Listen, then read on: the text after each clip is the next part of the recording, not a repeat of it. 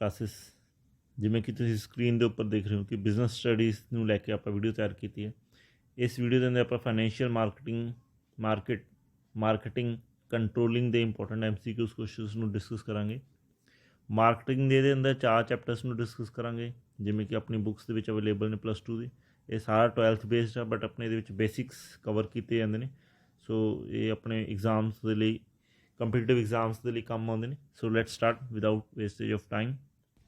ਸੋ first question ਕੀ ਆਪਣਾ ਇਸ ਵੀਡੀਓ ਦੇ ਅੰਦਰ ਟ੍ਰੈਜਰੀ ਬਿਲਸ ਆਰ ਬੇਸਿਕਲੀ ਕਹਿੰਦੇ ਟ੍ਰੈਜਰੀ ਬਿਲ ਹੁੰਦੇ ਕੀ ਆ। ਸੋ ਇਹਨਾਂ 4 ਆਪਸ਼ਨਸ 'ਚੋਂ ਦੇਖੋ treasury bill an instrument to borrow a short term funds, an instrument borrow a long term funds, an instrument of a capital market. So basically ਇੱਥੇ ਪਹਿਲਾਂ treasury bill ਦਾ meaning ਪਤਾ ਹੋਣਾ ਚਾਹੀਦਾ। ਟ੍ਰੈਜਰੀ ਬਿਲ ਕੀ ਹੁੰਦੇ ਆ ਕਿ ਜਿਹੜੇ ਕਿ ਸ਼ਾਰਟ ਟਰਮ ਬਿਲਸ ਹੁੰਦੇ ਨੇ। ਸ਼ਾਰਟ ਟਰਮ ਇੱਕ ਤਰੀਕੇ ਦੇ ਪ੍ਰੋਮਿਸਰੀ ਨੋਟ ਕਹਿ ਸਕਦੇ ਹੋ ਕਿ ਜਿਹਦੇ ਥਰੂ ਗੌਰਮੈਂਟ ਕੀ ਆ ਪੈਸੇ ਨੂੰ ਮਾਰਕੀਟ ਦੇ ਅੰਦਰ ਕੰਟਰੋਲ ਕਰਦੀ ਆ। ਕਿਹੜੀ ਗੌਰਮੈਂਟ? ਆਪਣੀ ਸੈਂਟਰਲ ਗੌਰਮੈਂਟ। ਔਰ ਇਹ RBI ਦੁਆਰਾ ਥਰੂ RBI ਗੌਰਮੈਂਟ ਇਸ ਚੀਜ਼ ਨੂੰ ਹੈਂਡਲ ਕਰਦੀ ਆ। ਜਦੋਂ ਵੀ ਮਾਰਕੀਟ ਦੇ ਅੰਦਰ ਪੈਸੇ ਨੂੰ ਕੰਟਰੋਲ ਕਰਨਾ, ਇਨਫਲੇਸ਼ਨ ਡਿਫਲੇਸ਼ਨ ਨੂੰ ਗੌਰਮੈਂਟ ਐਨਾਲਾਈਜ਼ ਕਰਦੀ ਜਾਂਦੀ ਹੈ। ਸੋ ਉਸ ਬਿਹਾਫ 'ਤੇ ਗੌਰਮੈਂਟ ਕੀ ਆ ਟ੍ਰੇਜਰੀ ਬਿਲਸ ਨੂੰ ਇਸ਼ੂ ਕਰਦੀ ਆ ਔਰ ਇਹ ਸ਼ਾਰਟ ਟਰਮ ਹੁੰਦੇ ਨੇ। ਸੋ ਇੱਕ ਤਰੀਕੇ ਦਾ ਇੰਸਟਰੂਮੈਂਟ ਆ ਔਰ ਇਸ ਇੰਸਟਰੂਮੈਂਟ ਨੂੰ ਗੌਰਮੈਂਟ ਯੂਜ਼ ਕਰਦੀ ਹੈ ਕਾਹਦੇ ਲਈ? ਫੰਡਸ ਨੂੰ ਮਾਰਕੀਟ ਦੇ ਵਿੱਚੋਂ ਵਿਡਰਾਅ ਕਰਨ ਦੇ ਲਈ ਜਾਂ ਫਿਰ ਮਾਰਕੀਟ ਦੇ ਵਿੱਚ ਪੈਸਾ ਮਾਰਕੀਟ ਦੇ ਵਿੱਚ ਲੈ ਕੇ ਆਉਣ ਲਈ ਜਾਂ ਫਿਰ ਮਾਰਕੀਟ 'ਚੋਂ ਵਿਡਰਾਅ ਕਰਨ ਦੇ ਲਈ। ਸੋ ਇਹ ਕਿਹੜੇ ਫੰਡਸ ਹੁੰਦੇ ਨੇ? ਸ਼ਾਰਟ ਟਰਮ ਫੰਡਸ ਹੁੰਦੇ ਨੇ। ਸੋ ਆਪਾਂ ਜੇ ਆਪਸ਼ਨ ਪੜ੍ਹਾਂਗੇ an instrument to borrow a short term funds. Clear? I hope ਤੁਹਾਨੂੰ ਸਮਝ ਲੱਗ ਗਿਆ ਹੋਊਗਾ। ਨੈਕਸਟ ਕੁਐਸਚਨ ਦਾ ਆਂਸਰ ਕੀ ਆ? Instrument to borrow a short term funds. Next question very important ਆ ਟ੍ਰੇਜਰੀ ਬਿਲਸ। ਸੋ ਆਪਾਂ ਨੂੰ ਇਹ ਚੰਗੀ ਤਰ੍ਹਾਂ ਪਤਾ ਹੋਣਾ ਚਾਹੀਦਾ। ਸੈਕਿੰਡ ਕੁਐਸਚਨ ਕੀ ਆ? Which of following falls in the zero category of a zero coupon bonds. ਕਹਿੰਦੇ ਵੀ ਕਿਹੜੀ ਚੀਜ਼ ਹੈ ਇਹਨਾਂ ਦੇ ਵਿੱਚੋਂ ਜਿਹੜੀ 4 ਆਪਸ਼ਨਸ ਦੇ ਵਿੱਚੋਂ ਜ਼ੀਰੋ ਕੂਪਨ ਬੌਂਡਸ ਕੈਟੇਗਰੀ ਦੇ ਅੰਦਰ ਆਉਂਦੀ ਹੈ। ਸੋ ਪਹਿਲੀ ਆਪਸ਼ਨ ਕੀ ਹੈ? ਟ੍ਰੇਜਰੀ ਬਿਲ। ਦੂਸਰਾ ਕਮਰਸ਼ੀਅਲ ਪੇਪਰ। ਤੀਸਰਾ ਸਰਟੀਫਿਕੇਟ ਆਫ ਡਿਪੋਜ਼ਿਟਸ। ਚੌਥਾ ਕਮਰਸ਼ੀਅਲ ਬਿਲਸ। ਸੋ ਇਹਦਾ ਆਪਾਂ ਨੂੰ ਆਪਸ਼ਨਸ ਪਤਾ ਹੋਣੇ ਚਾਹੀਦੇ ਆ। ਆਪਸ਼ਨਸ ਨੂੰ ਚੰਗੀ ਤਰ੍ਹਾਂ ਐਨਾਲਾਈਜ਼ ਕਰੋ, ਫਿਰ ਆਂਸਰ ਨੂੰ ਐਨਾਲਾਈਜ਼ ਕਰਨ ਦੀ ਕੋਸ਼ਿਸ਼ ਕਰੋ। ਸੋ ਇਹਦਾ ਜਿਹੜਾ ਆਂਸਰ ਆ ਉਹ ਕੀ ਆ? ਟ੍ਰੇਜਰੀ ਬਿਲ ਆ। ਟ੍ਰੇਜਰੀ ਬਿਲ ਕੀ ਆ? ਜ਼ੀਰੋ ਕੂਪਨ ਬੌਂਡਸ ਹੁੰਦੇ ਨੇ, ਉਹ ਇਸ ਕੈਟੇਗਰੀ ਦੇ ਅੰਦਰ ਆਉਂਦੇ ਨੇ। ਕਲੀਅਰ? ਸੋ ਬੇਸਿਕਲੀ ਆਪਾਂ ਨੂੰ ਇੱਥੇ ਜ਼ੀਰੋ ਕੂਪਨ ਬੌਂਡ ਦਾ ਮੀਨਿੰਗ ਕਲੀਅਰ ਹੋਣਾ ਬਹੁਤ ਜ਼ਰੂਰੀ ਹੈ, ਤਾਂ ਹੀ ਆਪਾਂ ਕੁਐਸਚਨ ਸੋਲਵ ਕਰਾਂਗੇ। ਆਪਾਂ ਆਂਸਰ ਤਾਂ ਸਮਝ ਗਏ ਕਿ ਇਹਦਾ ਆਂਸਰ ਟ੍ਰੇਜਰੀ ਬਿਲ ਆ। ਅਸਲ ਦੇ ਵਿੱਚ ਜ਼ੀਰੋ ਕੂਪਨ ਬੌਂਡਸ ਹੁੰਦੇ ਕੀ ਆ? ਇਹਦਾ ਜਿਹੜਾ ਮੀਨਿੰਗ ਆ ਉਹ ਹੈਗਾ ਕਿ ਇਹ ਫੇਸ ਵੈਲਿਊ ਤੋਂ ਐਸਟਸ ਦੀ ਫੇਸ ਵੈਲਿਊ, ਮਤਲਬ ਜਿਵੇਂ ਆਪਾਂ ਸ਼ੇਅਰਸ ਦੀ 100 ਰੁਪਈਆ ਸ਼ੇਅਰ ਕਹਿ ਦਿੰਦੇ ਹਾਂ ਕਿ ਆਪਣਾ ਜਿਹੜਾ ਸ਼ੇਅਰ ਆ ਉਹ 100 ਰੁਪਇਆ। ਸੋ ਉਹਨੂੰ ਫੇਸ ਵੈਲਿਊ ਕਿਹਾ ਜਾਂਦਾ। ਸੋ ਇਹ ਕਿਹੜੇ ਹੁੰਦੇ ਨੇ ਬੌਂਡਸ ਕਿ ਜਿਹੜੇ 100 ਰੁਪਏ ਦੀ ਸ਼ੇਅਰ ਵੈਲਿਊ ਤੋਂ ਘੱਟ ਗੌਰਮੈਂਟ ਦੁਆਰਾ ਵੇਚੇ ਜਾਂਦੇ ਨੇ, ਮਤਲਬ ਪਰਸਨਸ ਦੁਆਰਾ ਖਰੀਦੇ ਜਾਂਦੇ ਨੇ। ਸਪੋਜ਼ ਕਰੋ ਮੈਂ 80 ਰੁਪੀਜ਼ ਦਾ ਇਹਨੂੰ ਖਰੀਦ ਲਿਆ। ਇਹ ਡੀਪ ਡਿਸਕਾਊਂਟ, ਇਹ ਵਰਡ ਯੂਜ਼ ਕਰ ਰਿਹਾ ਮੈਂ, ਡੀਪ ਡਿਸਕਾਊਂਟ। ਇਹ ਡੀਪ ਡਿਸਕਾਊਂਟ ਦੇ ਉੱਪਰ ਇਹ ਜਿੰਨੇ ਵੀ ਬੌਂਡਸ ਹੁੰਦੇ ਨੇ ਇਹਨਾਂ ਨੂੰ ਸੇਲ ਆਊਟ ਕੀਤਾ ਜਾਂਦਾ ਵਾ, ਮਤਲਬ ਬਾਈ ਕੀਤਾ ਜਾਂਦਾ। ਮੇਰੇ ਦੁਆਰਾ ਖਰੀਦਿਆ ਜਾਊਗਾ 80 ਰੁਪਏ ਦਾ ਔਰ ਜਦੋਂ ਇਹਨੂੰ ਰੀਸੇਲ ਕੀਤਾ ਜਾਊਗਾ ਤਾਂ ਉਹ ਫੇਸ ਵੈਲਿਊ 'ਤੇ ਕੀਤਾ ਜਾਊਗਾ 100 ਰੁਪੀਜ਼ ਦੇ ਉੱਪਰ ਕੀਤਾ ਜਾਊਗਾ। ਸੋ ਆ ਜਿਹੜਾ 20 ਰੁਪੀਜ਼ ਦਾ ਵਾ ਇਹ ਆਪਾਂ ਨੂੰ ਬੈਨੀਫਿਟ ਹੋ ਜਾਂਦਾ। ਸੋ ਇਹ ਜਿਹੜੇ ਜਿੰਨੇ ਵੀ ਜ਼ੀਰੋ ਕੂਪਨ ਬੌਂਡਸ ਹੁੰਦੇ ਨੇ ਇਹਨਾਂ ਨੂੰ ਡੀਪ ਡਿਸਕਾਊਂਟ ਦੇ ਉੱਤੇ ਗੌਰਮੈਂਟ ਦੁਆਰਾ ਇਸ਼ੂ ਕੀਤਾ ਜਾਂਦਾ ਅਤੇ ਫੇਸ ਵੈਲਿਊ ਦੇ ਉੱਪਰ ਦੁਆਰਾ ਖਰੀਦਿਆ ਜਾਂਦਾ। ਮਤਲਬ ਗੌਰਮੈਂਟ ਨੇ ਜਦੋਂ ਵੇਚਣਾ ਵਾ, ਗੌਰਮੈਂਟ ਦੇ ਪੁਆਇੰਟ ਆਫ ਵਿਊ ਨਾਲ ਸੋਚੋ ਪਹਿਲਾਂ, ਗੌਰਮੈਂਟ ਨੇ ਜਦੋਂ ਵੇਚਣਾ ਵਾ ਤਾਂ ਉਹ 80 ਰੁਪਏ ਦਾ ਵੇਚੂਗੀ ਔਰ ਆਪਾਂ ਖਰੀਦਿਆ ਵਾ 80 ਰੁਪਏ ਦੇ ਵਿੱਚ। ਜਦੋਂ ਆਪਾਂ ਗੌਰਮੈਂਟ ਨੂੰ ਵਾਪਸ ਦੇਣਾ ਤਾਂ ਗੌਰਮੈਂਟ ਫੇਸ ਵੈਲਿਊ ਦੇ ਉੱਪਰ ਖਰੀਦਦੀ ਆ, ਮਤਲਬ 100 ਰੁਪਏ 'ਚ ਖਰੀਦੀ ਆ, ਸੋ 20 ਰੁਪਏ ਦਾ ਸਾਨੂੰ ਫਾਇਦਾ ਹੋ ਜਾਂਦਾ। ਇਸ ਤਰ੍ਹਾਂ ਦੇ ਜਿੰਨੇ ਵੀ ਜ਼ੀਰੋ ਕੂਪਨ ਬੇਸਡ ਹੁੰਦੇ ਨੇ ਇਹ ਟ੍ਰੈਜਰੀ ਬਿਲਸ ਹੁੰਦੇ ਨੇ।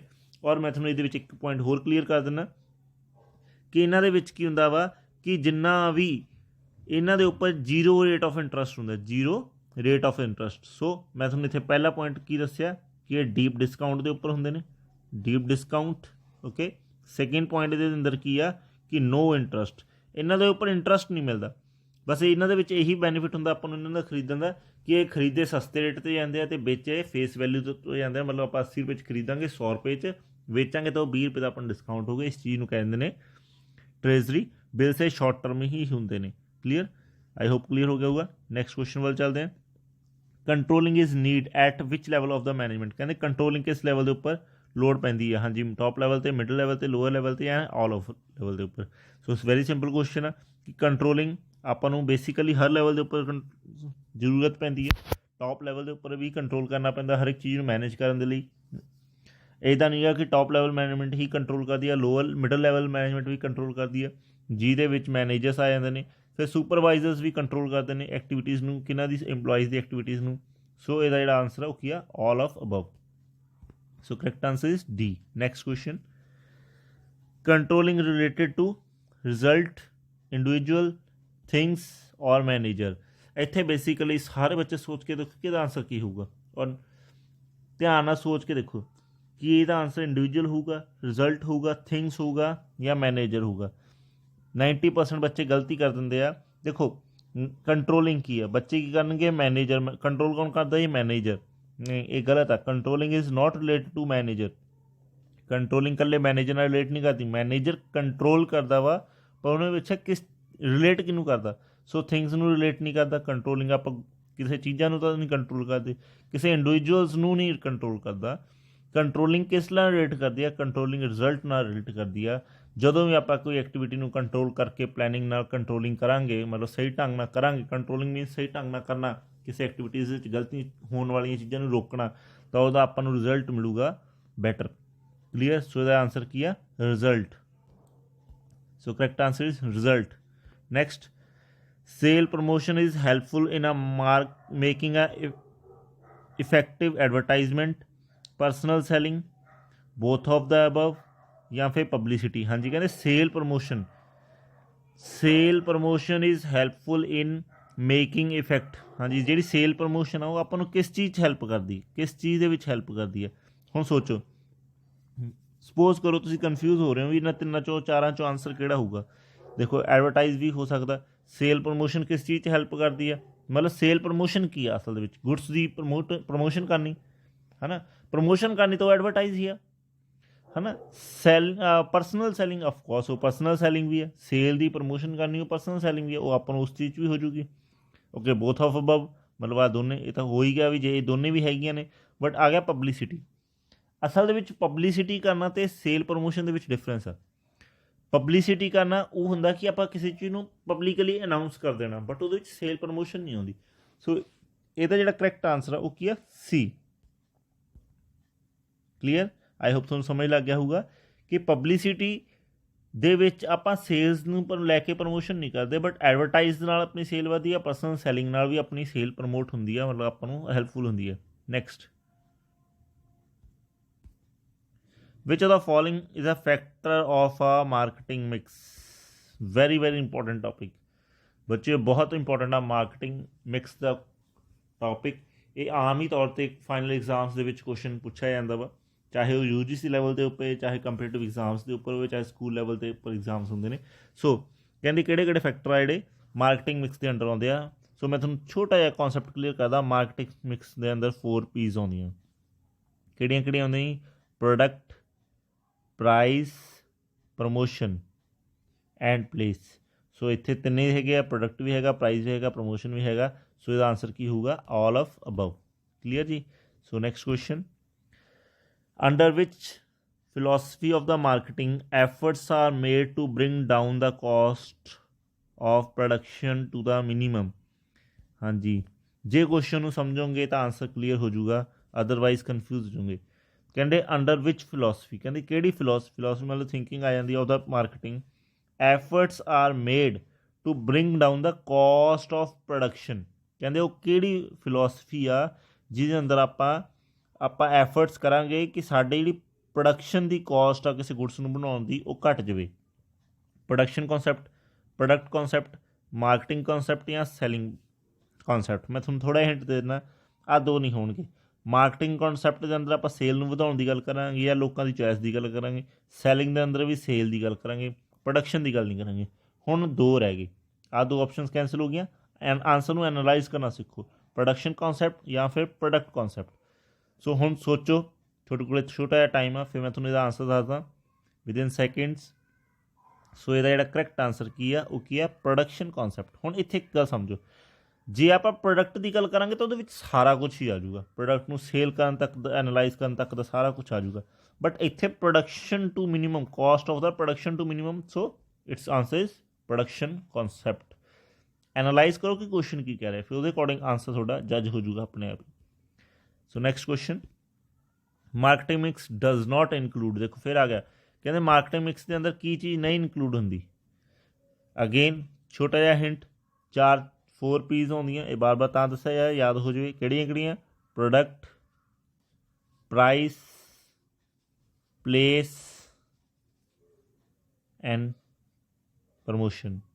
ਬਟ ਕੀ ਨਹੀਂ ਆਉਂਦਾ, ਪੀਪਲਸ ਨਹੀਂ ਆਉਂਦੇ। Clear, so correct answer is people.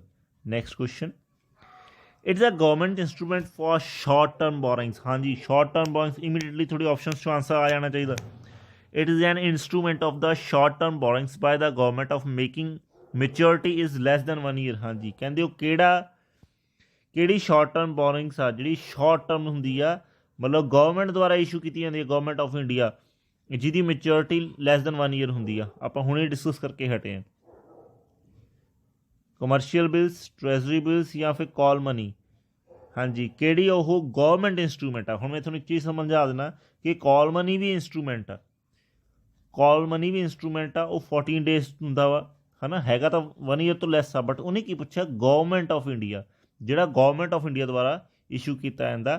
सो इहदा आपां अगे क्वेश्चन डिस्कस कर चुके हैं, इहदा आंसर हैगा treasury bills. Treasury bills government का इंस्ट्रूमेंट आ। शॉर्ट टर्म बोरिंग्स गवर्नमेंट बोरो करती है किस चीज़ को कंट्रोल करने लिए, इन्फ्लेशन ते डिफ्लेशन को कंट्रोल करने लिए मार्केटिंग के अंदर। सो जिसका कि maturity period lace than 1 year होंदा वा। क्लीयर, आई होप समझ लग गया होगा। नैक्सट क्वेश्चन, हू इशूज आ ट्रेजरी बिल। हाँ जी, हुणे आपां करके हटे हैं, कहते कौन इशू करता ट्रेजरी बिल, कोई भी नैशनल बैंक इशू कर सकती है, प्राइवेट सैक्टर इशू कर सकता है, reserve bank of India issue कर सकती है, all of above.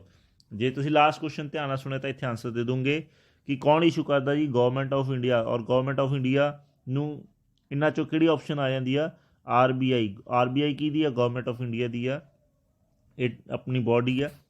So government the body है, डायरैक्टली कंट्रोल करती है पैसे नूं मार्केट के अंदर। सो इहदा जिहड़ा आंसर, करैक्ट आंसर की है जी, RBI इहदा करैक्ट आंसर है। इत्थे ऑप्शनस दे विच गलत है, इहनूं करैक्ट कर लिया जाए। सो इहदा जिहड़ा करैक्ट आंसर की है,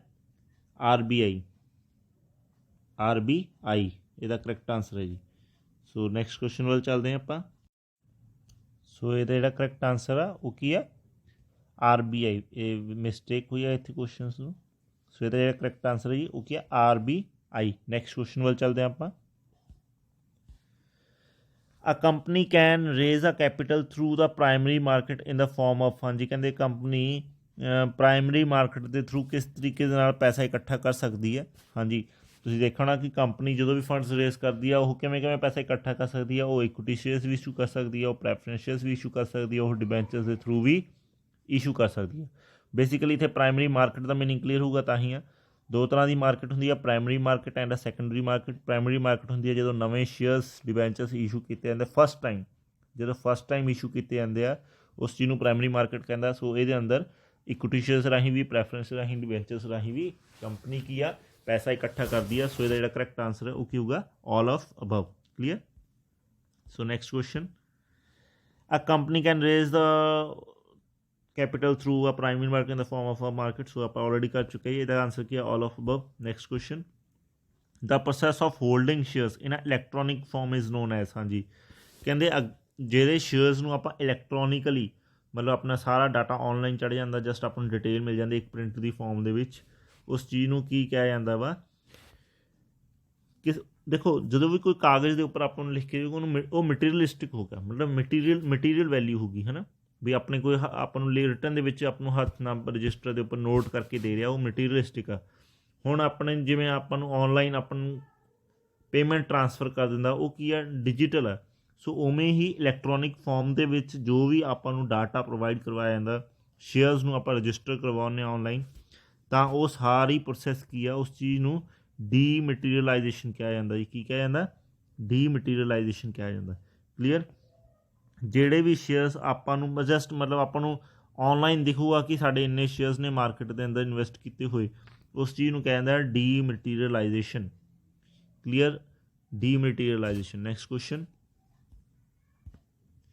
business finance is needed to, ਹਾਂਜੀ ਕਹਿੰਦੇ ਬਿਜ਼ਨਸ ਫਾਈਨੈਂਸ ਪੈਸਾ ਕਾਹਦੇ ਲਈ ਚਾਹੀਦਾ ਹੁੰਦਾ, ਇਸਟੈਬਲਿਸ਼ਿੰਗ ਬਿਜ਼ਨਸ ਮਤਲਬ ਬਿਜ਼ਨਸ ਨੂੰ ਬਣਾਉਣ ਦੇ ਲਈ, ਮਤਲਬ ਇਸਟੈਬਲਿਸ਼ ਕਰਨ ਦੇ ਲਈ, ਬਿਜ਼ਨਸ ਨੂੰ ਰਨ ਕਰਨ ਦੇ ਲਈ, ਜਾਂ ਐਕਸਪੈਂਡ ਕਰਨ ਦੇ ਲਈ। ਹੁਣ ਸੋਚ ਕੇ ਦੇਖੋ ਆਨਸਰ, ਆਪਾਂ ਨੂੰ ਬਿਜ਼ਨਸ ਨੂੰ ਬਣਾਉਣ ਲਈ ਮਤਲਬ ਸਟਾਰਟ ਕਰਨ ਲਈ ਵੀ ਪੈਸਾ ਚਾਹੀਦਾ, ਚੱਲਦੇ ਹੋਏ ਬਿਜ਼ਨਸ ਨੂੰ ਮਤਲਬ ਹੋਰ ਅੱਗੇ ਵਧਾਉਣ ਦੇ ਲਈ ਪੈਸਾ ਚਾਹੀਦਾ, ਐਕਸਪੈਂਸ਼ਨ ਮਤਲਬ ਵਧਾਉਣ ਲਈ ਬਿਜ਼ਨਸ ਨੂੰ ਪੈਸਾ ਚਾਹੀਦਾ।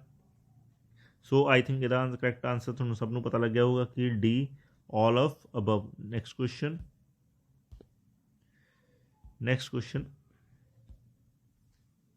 Financial management aims at, ਹਾਂਜੀ ਫਾਈਨੈਂਸ਼ੀਅਲ ਮੈਨੇਜਮੈਂਟ ਦਾ ਅਸਲ ਦੇ ਵਿੱਚ ਰੋਲ ਕੀ ਆ, ਫਾਈਨੈਂਸ਼ੀਅਲ ਮੈਨੇਜਮੈਂਟ ਦਾ ਰੋਲ ਕੀ ਆ। ਫਾਈਨੈਂਸ਼ੀਅਲ ਮੈਨੇਜਮੈਂਟ ਉਹ ਹੁੰਦੀ ਆ ਜਿਹੜੀ ਫਾਈਨੈਂਸ ਨੂੰ, ਕੰਪਨੀ ਨੂੰ ਜਿੰਨਾ ਵੀ ਪੈਸਾ ਚਾਹੀਦਾ ਉਹ ਫੰਡਸ ਨੂੰ ਮਤਲਬ ਇਕੱਠਾ ਕਰਦੀ ਆ, ਅਤੇ ਉਹ ਰਿਸਕ ਨੂੰ ਕਵਰ ਕਰਨ ਦੀ ਕੋਸ਼ਿਸ਼ ਕਰਦੀ ਆ, ਉਹਦੀ ਕੋਸਟ ਨੂੰ ਕੰਟਰੋਲ ਕਰਨ ਦੀ ਕੋਸ਼ਿਸ਼ ਕਰਦੀ ਆ। ਦੇਖੋ ਕੰਪਨੀ ਕਿਵੇਂ ਪੈਸਾ ਇਕੱਠਾ ਕਰਦੀ, ਇਕੁਇਟੀ ਰਾਹੀਂ, ਡੈਟ ਡਿਬੈਂਚਰ ਰਾਹੀਂ, ਪ੍ਰੈਫਰੈਂਸ ਰਾਹੀਂ, ਜਾਂ ਫਿਰ ਬੈਂਕ ਤੋਂ ਲੋਨ ਲੈ ਕੇ, ਹੈ ਨਾ, ਕੋਈ ਵੀ ਲੋਨ ਲੈ ਕੇ ਬੈਂਕ ਦੇ ਉੱਪਰ। ਸੋ ਜਦੋਂ ਕੰਪਨੀ ਪੈਸਾ ਇਕੱਠਾ ਰੇਜ਼ ਕਰਨਾ ਮਤਲਬ ਇਕੱਠਾ ਕਰਦੀ ਆ, ਉਦੋਂ ਕੰਪਨੀ ਇਹ ਚੀਜ਼ ਜ਼ਰੂਰ ਧਿਆਨ ਦੇਖਦੀ ਆ ਕਿ ਸਾਨੂੰ ਕਿਸੇ ਤੋਂ ਬੈਂਕ ਤੋਂ ਪੈਸਾ ਲਈਏ ਤਾਂ ਸਾਨੂੰ ਬਾਹਲਾ ਮਹਿੰਗਾ ਨਾ ਪੈ ਜੇ, ਸਾਨੂੰ ਜ਼ਿਆਦਾ ਵਿਆਜ ਨਾ ਦੇਣੇ ਪੈ ਜਾਣ। ਜਿਵੇਂ ਕਿ ਆਪਾਂ ਆੜ੍ਹਤੀਆਂ ਤੋਂ ਪੈਸੇ ਚੱਕਦੇ ਹਾਂ ਤਾਂ ਸਾਨੂੰ ਐਂ ਹੁੰਦਾ ਕਿ ਸਾਨੂੰ ਆੜ੍ਹਤੀਆਂ ਨੂੰ ਜ਼ਿਆਦਾ ਵਿਆਜ ਨਾ ਦੇਣਾ ਪੈ ਜੇ, ਜਾਂ ਉਹਦਾ ਰੇਟ ਆਫ ਇੰਟਰਸਟ ਨਾ ਹੋਵੇ। ਇਹ ਸਾਰਾ ਜੋ ਵੀ ਡਿਸੀਜ਼ਨਸ ਲੈਣੇ ਉਹ ਫਾਈਨੈਂਸ਼ੀਅਲ ਮੈਨੇਜਮੈਂਟ ਲੈਂਦੀ ਹੈ ਕੰਪਨੀ ਦੇ ਅੰਦਰ। ਸੋ ਹੁਣ ਆਪਾਂ ਆਪਸ਼ਨਸ ਨੂੰ ਚੈੱਕ ਕਰਦੇ ਜੇ ਤੁਹਾਨੂੰ ਮੀਨਿੰਗ ਕਲੀਅਰ ਹੋ ਗਿਆ ਹੋਵੇ। ਸੋ ਆਪਸ਼ਨਸ ਕੀ ਕਹਿੰਦੀਆਂ, ਕਹਿੰਦਾ ਰਿਡਿਊਸਿੰਗ ਦਾ ਕਾਸਟ, ਹਾਂਜੀ ਇਹ ਫਾਈਨੈਂਸ਼ੀਅਲ ਮੈਨੇਜਮੈਂਟ ਦਾ ਕੰਮ ਆਪਾਂ ਹੁਣੀ ਡਿਸਕਸ ਕਰਕੇ ਹਟੇ ਹਾਂ। ਯੈਸ ਕੀਪਿੰਗ ਦਾ ਰਿਸਕ ਅੰਡਰ ਕੰਟਰੋਲ, ਮਤਲਬ ਕੋਈ ਵੀ ਰਿਸਕ ਨਹੀਂ ਲੈਣਾ। ਇਹ ਸਾਰਾ ਕਿਹਦਾ ਕੰਮ ਆ, ਫਾਈਨੈਂਸ਼ੀਅਲ ਮੈਨੇਜਮੈਂਟ ਦਾ ਕੰਮ ਆ। ਇਹ ਨਹੀਂ ਕਿ ਇੱਧਰੋਂ ਵੀ ਪੈਸਾ ਫੜ ਲਓ ਉੱਧਰੋਂ ਵੀ ਪੈਸਾ ਫੜ ਲਓ, ਸਾਨੂੰ ਪਤਾ ਹੋਣਾ ਚਾਹੀਦਾ ਅਸੀਂ ਰਿਟਰਨ ਕਿਵੇਂ ਕਰਨਾ। So next question, achieving the effective development of such funds, ਹਾਂਜੀ ਆਪਾਂ ਜਿੰਨੇ ਫੰਡਸ ਨੂੰ ਇਕੱਠਾ ਕੀਤਾ ਉਹਨੂੰ ਇਸ ਢੰਗ ਦੇ ਨਾਲ ਲਾਉਣਾ ਕਿ ਸਾਡੀ ਇਫੈਕਟਿਵ ਡਿਵੈਲਪਮੈਂਟ ਹੋਵੇ। ਸੋ ਇਹਦਾ ਕਰੈਕਟ ਆਨਸਰ ਕੀ ਹੈ ਜੀ, ਆਲ of above. Question, this decision related to how the firm funds are invested in a different assets, ਕਹਿੰਦੇ ਇਹ ਕਿਸ ਚੀਜ਼ ਦਾ ਡਿਸੀਜ਼ਨ ਆ ਵੀ ਜੇ ਆਪਾਂ ਫੰਡਸ ਨੂੰ ਇਕੱਠਾ ਇਨਵੈਸਟ ਕਰਨਾ ਕਿਹੜੇ ਐਸੈਟਸ ਦੇ ਵਿੱਚ ਇਨਵੈਸਟ ਕਰਨਾ, ਇਨਵੈਸਟਡ ਇਨ ਡਿਫਰੈਂਟ ਐਸੈਟਸ। ਕਹਿੰਦੇ ਕਿਹੜਾ ਡਿਸੀਜ਼ਨ ਲੱਗਿਆ ਜਾਂਦਾ, ਅਫਕੋਰਸ ਫਾਈਨੈਂਸਿੰਗ ਡਿਸੀਜ਼ਨ ਹੁੰਦਾ ਕਿ ਪੈਸੇ ਨੂੰ ਕਿਵੇਂ ਇਕੱਠਾ ਕਰਨਾ, ਡਿਵੀਡੈਂਡ ਡਿਸੀਜ਼ਨ ਹੁੰਦਾ ਕਿ ਡਿਵੀਡੈਂਡ ਕਿਵੇਂ ਦੇਣਾ। ਸੋ ਜਿਹੜਾ ਐਸੈਟਸ ਦੇ ਵਿੱਚ ਪੈਸਾ ਇਨਵੈਸਟ ਕਰਨਾ ਇਨਵੈਸਟਮੈਂਟ ਦੀ ਗੱਲ ਆ ਤਾਂ ਉਹ ਇਨਵੈਸਟਮੈਂਟ ਡਿਸੀਜ਼ਨ ਹੋਊਗਾ। ਸੋ ਇਹਦਾ ਜਿਹੜਾ ਕਰੈਕਟ ਆਨਸਰ ਆ ਉਹ ਕੀ ਹੈ ਜੀ, ਇਹ। ਕਲੀਅਰ। ਹੁਣ ਆਪਾਂ ਨੈਕਸਟ ਕੁਐਸਚਨ ਵੱਲ ਚੱਲਦੇ ਹਾਂ।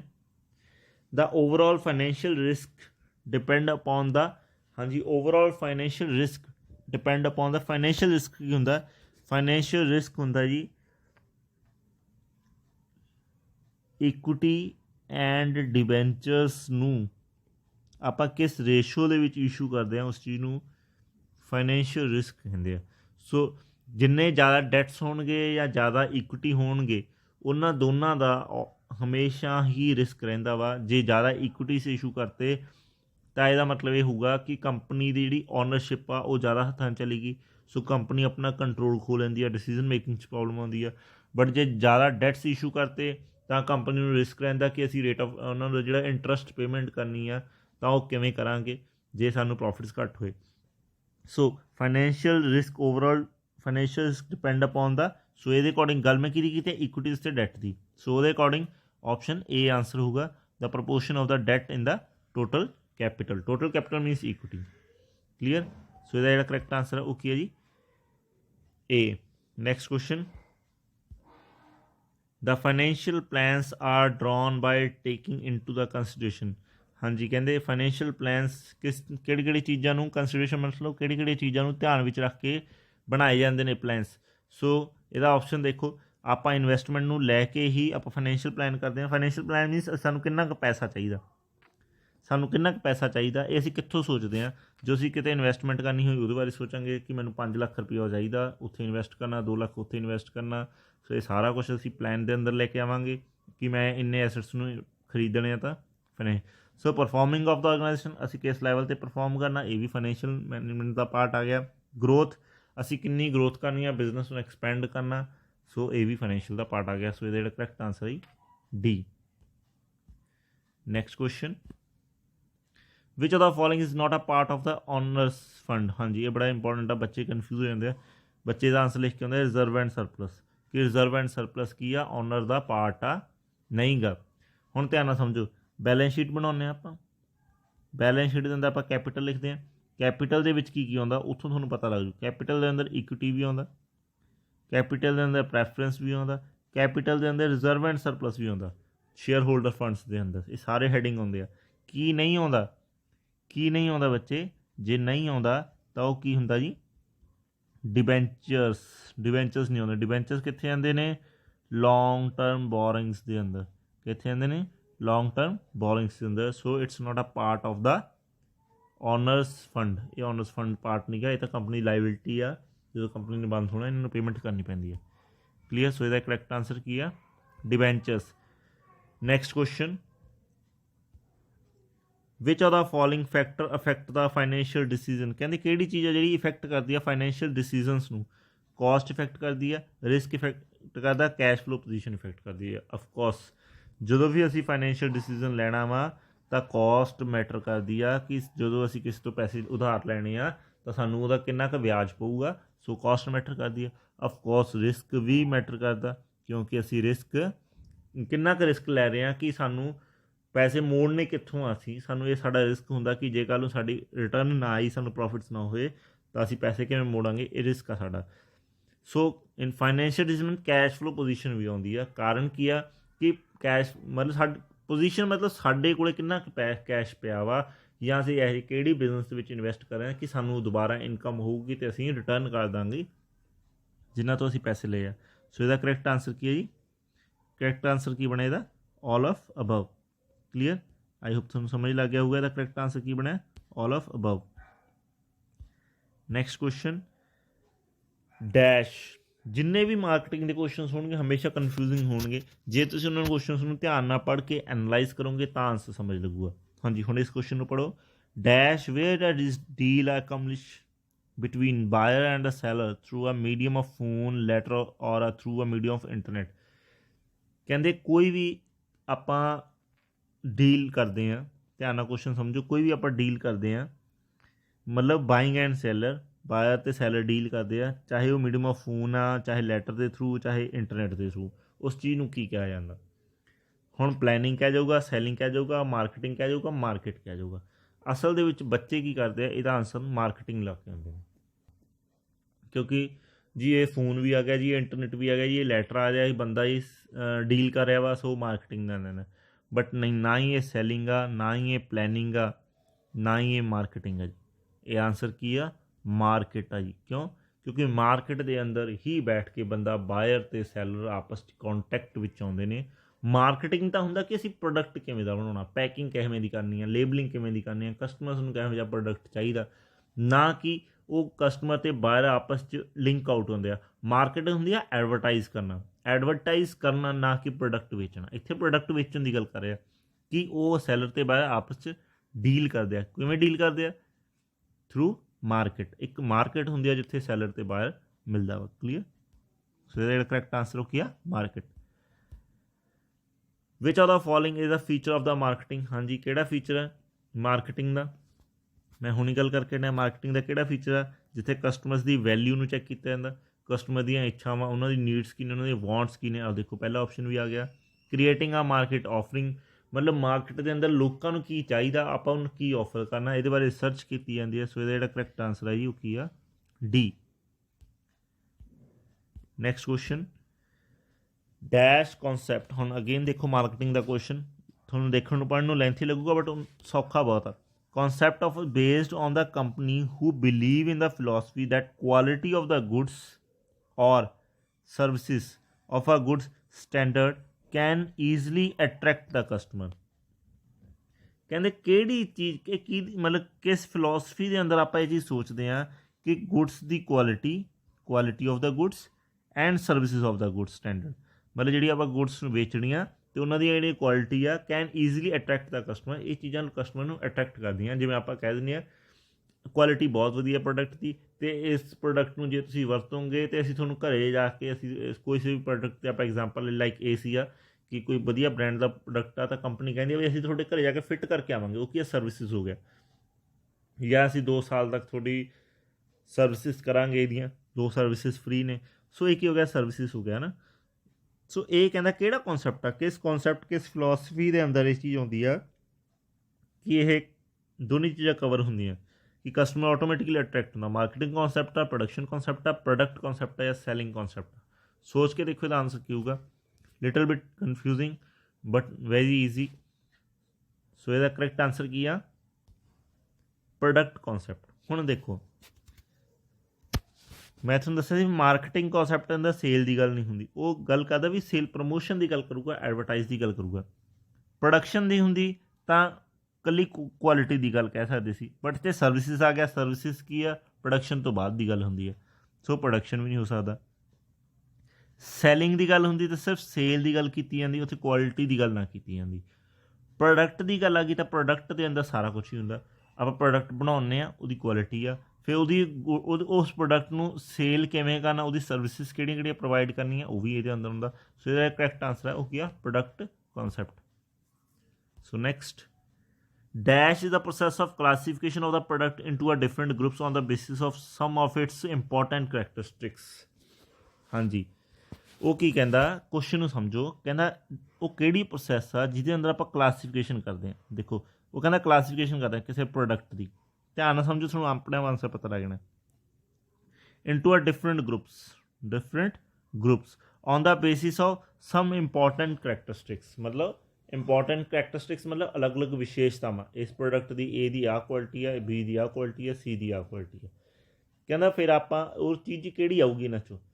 ਹੁਣ ਦੇਖੋ ਬ੍ਰਾਂਡ ਆ ਨਾ, ਜਿਹੜਾ ਬ੍ਰਾਂਡ ਕੀ ਆ, ਇੱਕ ਟੈਗ ਆ, ਉਹਦੀ ਕੁਆਲਿਟੀ ਸੇਮ ਹੋ ਜਾਂਦੀ ਆ ਕਿ ਆਪਾਂ ਕਹਿੰਦੇ ਵਧੀਆ ਕੁਆਲਿਟੀ ਪ੍ਰੋਡਕਟ ਪ੍ਰੋਵਾਈਡ ਕਰਦਾ।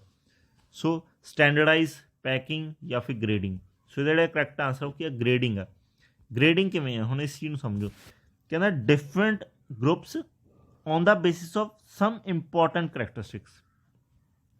ਜਿਵੇਂ ਦੇਖੋਗੇ ਮੈਂ ਛੋਟੀ ਐਗਜ਼ਾਮਪਲ ਨਾਲ, ਆਪਾਂ ਕਹਿੰਦੇ ਆ A ਗ੍ਰੇਡ ਪ੍ਰੋਡਕਟ ਆ, B ਗ੍ਰੇਡ ਪ੍ਰੋਡਕਟ ਆ, C ਗ੍ਰੇਡ ਪ੍ਰੋਡਕਟ ਆ। ਗ੍ਰੇਡ ਮੀਨਸ ਆ ਬਹੁਤ ਜ਼ਿਆਦਾ ਕੁਆਲਿਟੀ ਦਾ ਵਧੀਆ, ਉਸ ਤੋਂ ਘੱਟ ਕੁਆਲਿਟੀ ਦਾ ਵਧੀਆ, ਉਸ ਤੋਂ ਘੱਟ ਕੁਆਲਿਟੀ ਦਾ ਵਧੀਆ। ਸੋ ਇਹ ਕੀ ਆ ਗਿਆ, ਅਲੱਗ-ਅਲੱਗ ਕਰੈਕਟਰਿਸਟਿਕਸ ਨੇ ਪ੍ਰੋਡਕਟ ਦੇ। ਕਲੀਅਰ, ਹੁਣ ਸਮਝ ਲੱਗ ਗਿਆ ਕਿ ਗ੍ਰੇਡਿੰਗ ਆਊਗਾ ਇਹਦੇ ਅੰਦਰ। ਬ੍ਰਾਂਡਿੰਗ ਸੇਮ ਹੁੰਦਾ, ਬ੍ਰਾਂਡ ਨੂੰ ਆਪਾਂ ਕਰੈਕਟਰਾਈਜ਼ ਨਹੀਂ ਕਰ ਸਕਦੇ। ਸਟੈਂਡਰਡ, ਇੱਕ ਸਟੈਂਡਰਡ ਮੇਨਟੇਨ ਕਰ ਦਿੱਤਾ ਜਾਂਦਾ। ਪੈਕਿੰਗ ਨਾਲ ਕਰੈਕਟਰਿਸਟਿਕਸ ਨਹੀਂ ਡਿਫਾਈਨ ਹੁੰਦੇ। ਪੈਕਿੰਗ ਤਾਂ ਆਪਾਂ ਅਟਰੈਕਟ ਕਰ ਸਕਦੇ ਹਾਂ ਕਸਟਮਰ ਨੂੰ, ਬਟ ਜਿਹੜੀ ਗ੍ਰੇਡਿੰਗ ਆ ਉਹ ਡਿਫਾਈਨ ਕਰ ਦਿੰਦੀ ਆ ਪ੍ਰੋਡਕਟ ਨੂੰ, ਮਤਲਬ ਗਰੁੱਪਸ ਦੇ ਵਿੱਚ ਡਿਫਾਈਨ ਕਰ ਦਿੰਦੀ ਆ। ਉਹਨੇ ਕਹਿਣਾ ਡਿਫਰੈਂਟ ਗਰੁੱਪਸ ਦੇ ਵਿੱਚ ਡਿਫਾਈਨ ਕਰ ਦਿੰਦੀ ਹੈ। Clear. So next question, identify the element of ਆ ਮਾਰਕੀਟਿੰਗ ਮਿਕਸ। ਅਗੇਨ ਆ ਗਿਆ, ਦੇਖੋ ਇਹ ਬਹੁਤ ਇੰਪੋਰਟੈਂਟ ਕੁਐਸਚਨ ਆ। ਅਗੇਨ ਇਸੇ ਵੀਡੀਓ ਦੇ ਅੰਦਰ ਤੀਸਰੀ ਵਾਰ ਰਿਪੀਟ ਹੋ ਗਿਆ। ਕਹਿੰਦਾ ਕਿਹੜਾ ਐਲੀਮੈਂਟ ਆ ਜਿਹੜਾ ਮਾਰਕੀਟਿੰਗ ਮਿਕਸ ਆ। ਅਗੇਨ 4 P's ਨੇ ਕਿਹੜੀਆਂ, product, price, promotion. So correct answer is all of above. Thanks for watching. I hope ਤੁਹਾਨੂੰ ਵੀਡੀਓ ਵਧੀਆ ਲੱਗੀ ਹੋਊਗੀ। ਇਹ ਵੀਡੀਓਜ਼ ਦੇ ਅੰਦਰ ਆਪਾਂ 12th ਤੋਂ ਲੈ ਕੇ ਬੇਸਿਕਸ ਤੋਂ ਸਟਾਰਟ ਲੈ ਕੇ ਕੰਪੀਟੀਟਿਵ ਐਗਜ਼ਾਮਸ ਦੇ ਰਿਲੇਟਡ ਕੁਐਸਚਨਸ ਪਾਏ ਜਾਂਦੇ ਨੇ। ਇਹ ਵੈਰੀ ਇੰਪੋਰਟੈਂਟ ਨੇ। So thank you so much.